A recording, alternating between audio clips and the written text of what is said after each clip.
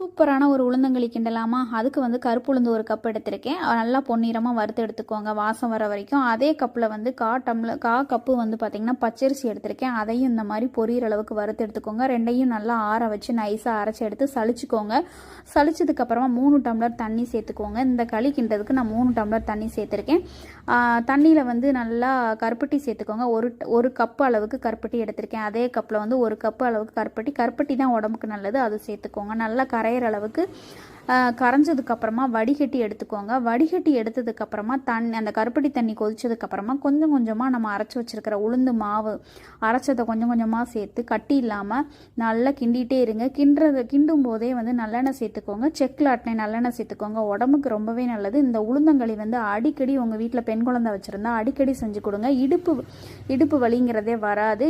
எலும்புக்கு வந்து நல்ல ஒரு வலு கொடுக்கும். ட்ரை பண்ணி பாருங்கள், சூப்பராக இருக்கும்.